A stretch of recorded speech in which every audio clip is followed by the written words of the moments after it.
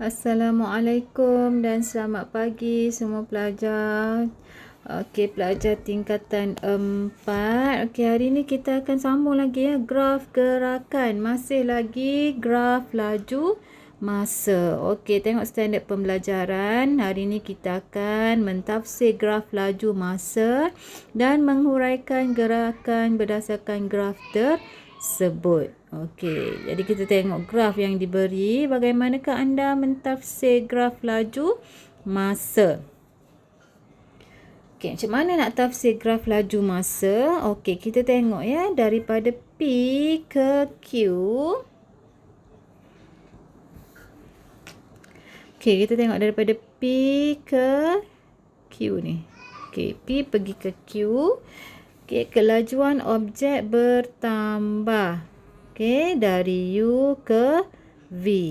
Okey, kelajuan objek bertambah dari U ke V. Daripada sini. Okey, kecerunan graf bernilai positif, maka kadar perubahan laju terhadap masa bernilai positif jugalah.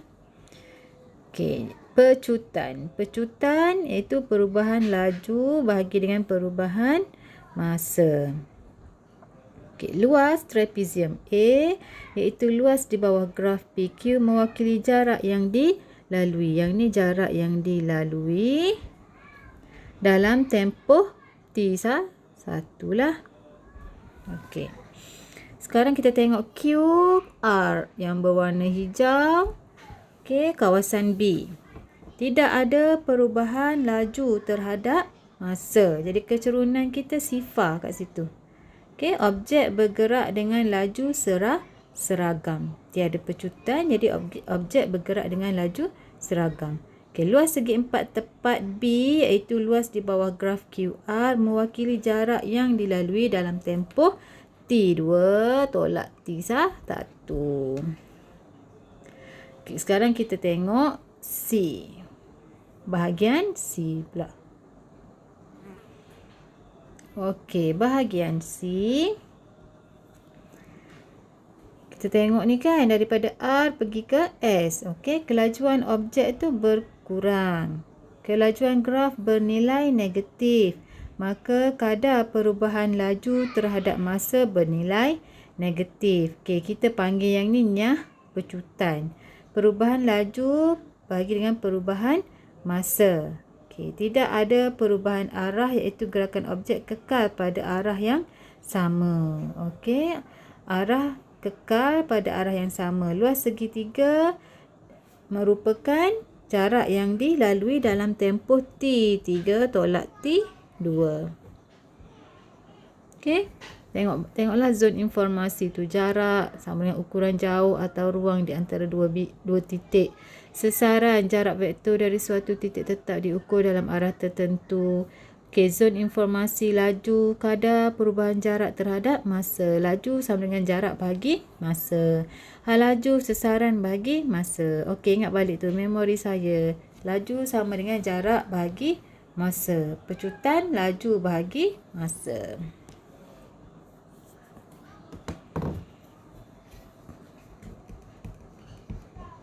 Okey, sekarang kita tengok contoh 14. Okey, graf laju masa di sebelah menunjukkan gerakan kereta Puan Salina dalam tempoh 15 saat. Okey, dalam tempoh 15 saat. Hitung kadar perubahan laju terhadap masa bagi 5 saat yang pertama. Okey, dia nak yang ni 5 saat yang pertama. Okey, 5 saat yang pertama. Daripada sini kan, ni 20 pergi ke 40. Yang ni maksudnya apa tadi? Pecutan lah kan. Kadar perubahan laju sama dengan perubahan laju per perubahan masa. Okey, perubahan laju 40 tolaklah dengan 20. Lepas tu masa 5 tolak dengan 0. Okey, tekan kalkulator dapatlah 4 meter per saat kuasa 2. Okey, ni pecutan. Okey, B. Huraikan gerakan kereta bagi tempoh 5 saat yang kedua. 5 saat yang kedua yang ni. Okey, kereta bergerak dengan laju seragam. Berapa laju dia? 40 meter per saat untuk tempoh 5 saat. Okey, hitung jumlah jarak dalam meter yang dilalui dalam tempoh 15 saat. Dalam tempoh 15 saat. Hitung jumlah jarak yang dilalui dalam tempoh 15 saat. Semua kena tambah. Tambah jumlah trapezium A, luas 4 segi B dan trapezium C. Okey, tambah semua. Okey, tengok contoh dia buat ni. Okey, tambah semua dapatlah 600 meter. Okey, boleh kan? Okey, contoh 15. Encik Daniel Wong memandu kereta ke kedai Serbaneka untuk membeli surat khabar. Graf laju masa di sebelah menunjukkan gerakan kereta Encik Daniel Wong dari rumah ke persimpangan jalan sebelum sampai di kedai Serbaneka tersebut. Okey, A. Huraikan gerakan kereta Encik Daniel Wong untuk tempoh 10 saat yang pertama. Okey, 10 saat yang pertama, okey, ada perubahan laju. Daripada 0 jadi 25. Jadi kadar perubahan laju 25 tolak dengan 0. Masa 10 tolak dengan 0. Okey, dapatlah 2.5. Jadi dia suruh huraikan gerakan kan. Jadi kereta mengalami pecutan dengan kadar 2.5 meter dalam tempoh 10 saat. Okey, B. Apakah yang berlaku terhadap gerakan kereta Encik Daniel Wong dari saat ke-10 hingga ke-20? Okey, 10 ke 20 ni kereta bergerak dalam keadaan laju seragam. Berapa? 25 meter per saat. Dari saat ke-10 hingga ke saat ke-20. Okey, yang C. Hitung kadar perubahan laju terhadap masa bagi 5 saat yang terakhir yang ni. Dekat sini berlakunya nyah pecutan. Daripada 25 jadi 0. Betul tak? Okey, daripada 25. Okey, jadi 0 yang ni. C. Jadi 0 tolak dengan 25, yang akhir tolak yang awal.